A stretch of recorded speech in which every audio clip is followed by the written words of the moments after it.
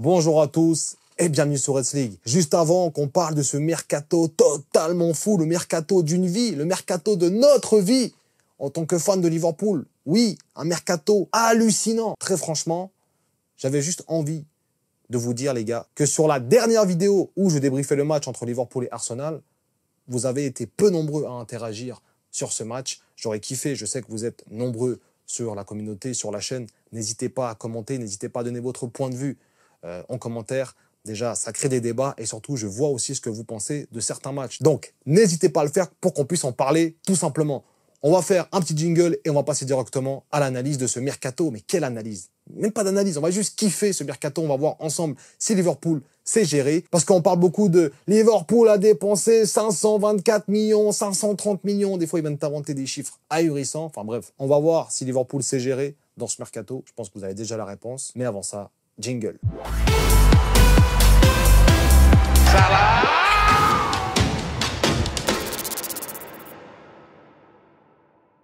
Donc, les amis, que des nouvelles aujourd'hui. Déjà, force à tous ceux qui se sont endormis très tard, 1h, 1h30 du matin pour attendre la nouvelle d'Isaac. J'en faisais partie, voilà, j'ai assumé, hein, on allait bosser, il n'y a pas de souci, mais j'en faisais partie. Et quand tu rentres du boulot, tu vois que Yei a signé également, c'est juste une dinguerie en fait.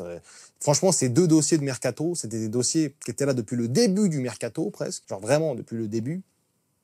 Et jusqu'à la dernière journée, vraiment, on n'y croyait plus. Et oui, je faisais partie de ces fans un peu pessimistes qui pensaient que c'était fini pour Liverpool, qu'ils n'allaient plus faire de recrues. À notre grande surprise, des 2 recrues supplémentaires. Mais c'est pas n'importe quelle recrue. On a le meilleur neuf de Première Ligue et un des meilleurs défenseurs centrales de Première Ligue. Donc les gars, là, franchement, quand tu vois l'équipe qu'on a, oh là là, franchement, j'ai peur pour les autres. On vous attend! Franchement, non, j'ai peur pour les autres. J'ai très peur pour les autres parce que... Après, j'ai peur pour nous aussi, parce que si on flop, ça va charrier. Mais j'ai peur pour les autres parce que là, on a une équipe de fous furieux. On a une équipe de fous furieux. C'est quoi ce mercato complètement fou? On va encore juste rechecker un petit peu les départs avant de parler des arrivées, les gars. Donc, au niveau des départs, les gars, on a eu un Luis Diaz, voilà, cher à notre cœur. On a beaucoup kiffé les services de Luis Diaz. Il faut savoir qu'à Liverpool, on reste quand même des êtres humains passionnés par ce sport, passionnés par l'alchimie qu'on a entre les supporters et les joueurs, le club, tout ça. Ça fait partie de l'ADN du club, de l'ADN de la ville. Donc, dès qu'un joueur part, peu importe le joueur, ça fait toujours un petit peu mal. On n'est pas du... À part... Même Nunez, les gars, même Nunez, ça fait un petit peu mal. Alors voilà, c'est pour dire. Luis Diaz, on l'a vendu pour 71 millions d'euros. Darwin Nunez, 53 millions d'euros. Harvey Elliott, 35 millions. Harvey Elliott, c'est une grosse perte aussi. Enfin, une grosse perte, oui et non, parce qu'il n'avait pas assez de temps de jeu et je comprends qu'il veut partir. Mais en tant que fan de Liverpool, ça fait tellement d'années, le mec faisait partie de l'Air Club.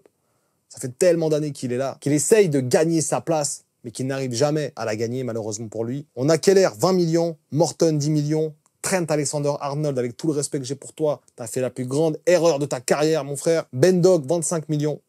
Jarrell Quansah, 35 millions. Ce qui nous donne un total de départ, donc de rentrée d'argent, de 259 millions d'euros. Jusque-là, voilà, tu dis c'est des très belles ventes, on a fait de belles ventes, 260 millions d'euros quasiment, c'est très bien, voilà.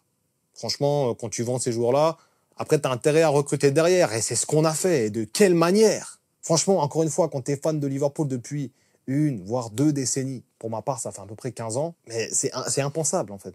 C'est impensable, et je vois toutes les personnes là qui viennent dire, les haters un peu de ce qui se passe avec Liverpool, du mercato, tous les haters du mercato de Liverpool qui viennent dire ouais, champ pétrolier, fair play financier, machin, mais on n'a jamais eu un mercato comme ça. Liverpool n'a jamais dépensé plus de 200 millions dans un mercato.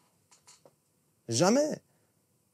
Là, dernièrement, le plus grand mercato qu'on avait fait, si je m'en souviens bien, c'était McAllister et Szoboszlai avec Wataru Endo.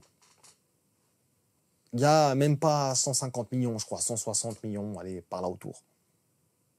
Allez, 140. C'était notre plus grand mercato. Là, on a un mercato qui prépare l'avenir, plus que ça encore, qui prépare la terreur sur la Première Ligue. Chaque équipe va avoir une peur de nous affronter. Là où l'année passée, on était prenable. On était prenable parce que l'équipe, voilà, tu disais, bon, on a une bonne équipe, mais voilà, il suffit juste que certaines individualités soient pas bonnes, que le jeu tourne pas bien. Mais là, quand tu vois l'équipe, oui, il y aura un temps d'adaptation. Oui, l'équipe peut aussi se trouer, bien sûr. Mais quand tu vois l'équipe, tu dis, mais c'est impossible qu'on ne puisse pas gagner, en tout cas, 2 trophées majeurs cette saison. Encore une fois, les 2 dernières recrues, là, Isaac et Gueye, c'est du n'importe quoi. Et quand t'es fan de Liverpool, c'est un rêve. On est sur un nuage, les gars, on vole. On vole, on est sur un nuage. Et je dis ça d'une manière un peu comme si maintenant j'étais presque agressif envers la situation. Mais non, c'est juste que c'est tellement fou que j'arrive pas à y croire, en fait. C'est comme si maintenant je sais pas, j'arrive pas à y croire. J'arrive pas encore à y croire. Pourtant, c'est bien réel. Pourtant, on a bien fait des recrues de fous furieux. On va en parler tout de suite des recrues. Oui, on a dépensé énormément. Plus d'un demi-milliard sur ce mercato. Ça, je suis d'accord, il n'y a pas de souci. Mais regardez combien on a vendu. Et si maintenant tu fais les coûts totaux, vous verrez qu'on n'est pas si haut que ça et qu'on a extrêmement bien géré le mercato. On va juste parler un peu maintenant des arrivées, les gars. Les arrivées. Donc récemment, Gueye pour 40 millions. Isaac, 150 millions. Ah, ça fait mal, ça fait grincer des dents, mais les gars, t'as le meilleur neuf de première ligue, pourquoi pas même le meilleur neuf quasiment du monde, intrinsèquement. Kerkez, 47 millions. Frimpong, 40 millions. Wirtz, 125 millions. Léonie, 30 millions. Ekitike, 90 millions. Pesci, 2 millions. Dépense totale, 524 millions. Alors oui, c'est énorme. Oui, c'est énorme. Mais si maintenant tu soustrais ce qu'on a vendu, ça nous fait un total de 265 millions en dépenses nettes. Ce qui est autant qu'Arsenal. Voilà, on est à égalité avec Arsenal. Donc oui, on a dépensé beaucoup, mais regardez la stratégie du club. De prendre des joueurs à un moindre coût. Franchement, Diaz, tu l'as pas pris très très cher. Elliott, voilà, tu l'as presque pas payé, on va dire. Il y a plein de joueurs comme ça que tu as pris et que tu as fait monter la valeur marchande, à part Nunez, ça c'est clair. Mais le fait d'attendre et le fait de ne pas recruter tout de suite, de recruter au bon moment, ils ont choisi le meilleur moment pour faire leur mercato. Entre Wirtz, entre Isaac, mais waouh! Ils ont choisi leur meilleur moment pour faire le mercato d'une vie, le mercato qu'on n'a jamais vu, le mercato dont on a rêvé, le mercato de rêve. Les gars, si vous allez voir ma prédiction mercato, mon mercato, il est éclaté par rapport à ce que Liverpool a proposé. Vraiment, je suis à côté de la plaque, les gars. Il est à dégueuler, mon mercato. Entre nous, il est immonde. Et je suis très content de le dire parce que moi, je m'attendais à presque pire que ce que j'avais prédit. Et là, on est vraiment sur un truc impensable. On est vraiment sur un truc qui est irréel. Quand tu es fan de Liverpool, tu as l'habitude des mercatos où tu attends la dernière pour avoir un Chiesa et puis voilà, tu es content. Ou quand tu as Wataru Endo, t'applaudis. Ça, c'est normalement les mercatos de Liverpool. Tu as un Darwin Nunez, tu as une recrue. Tu es content parce que le gars il a marqué quelques buts en FDC, tu comptes sur lui depuis 4 ans. Tu as un Luis Diaz qui va remplacer Sadio Mané. En fait, ce qu'il faut savoir, c'est que Liverpool, c'est un club, et même les supporters, le fait d'avoir ce mercato-là, je pense qu'il y a plein de clubs qui sont habitués. Je vais prendre Chelsea, Manchester City, par exemple, même Arsenal, hein, des fois, peut-être beaucoup moins que les 2 autres. Mais par exemple, Chelsea et City sont tellement habitués que je suis sûr que ça les choque même pas, ce mercato-là. C'est juste que quand c'est Liverpool, ah bah dans ce cas-là, vas-y. Là, on commence à dire, ouais, mais vous avez vu, vous avez parlé, machin truc. Mais oui, on a parlé, mais sauf que nous, derrière, on a certes une grosse somme, 265 millions de dépensés, mais ça reste, pour tout ce qu'on a acheté, pas énorme du tout. En dépenses nettes, ça reste pas énorme. Donc au final, si maintenant tu veux faire un bilan de ce mercato, qui est le mercato d'une vie, franchement, fan de Liverpool, comment, juste pour le mercato de fou qu'on est en train de faire, donne-nous un peu ton équipe type que tu mettrais avec les 2 nouveaux joueurs qu'on a eus ces dernières heures. Fais-toi plaisir en commentaire, on va débattre ensemble. Mais tout ce qu'on peut dire, c'est que la perspective d'avenir, là, waouh. Franchement, tous ceux qui disaient « Kitike, vous avez recruté 90 millions, vous n'allez jamais recruter Isaac », tous ceux qui pensaient qu'on n'allait pas recruter Isaac, au début, j'étais sûr qu'on allait le faire, mais plus le temps avançait, plus j'étais pessimiste. Je faisais partie de ces gens-là pessimistes, je ne vais pas vous mentir. D'ailleurs, big up à tous ceux qui ont cru jusqu'au bout, manifestez-vous en commentaire. C'est juste irréel, en fait. En fait, on est là, on réfléchit, on peut dire ce qu'on veut, mais je pense que là, Slot, oh là là. Et en plus, le mec, il joue le malicieux, là. Ah, il joue le malicieux, là, tu vois, qui brille du crâne, là. Il avait bien réfléchi à son coup, déjà, depuis longtemps. Il savait déjà comment ça allait se passer, l'histoire.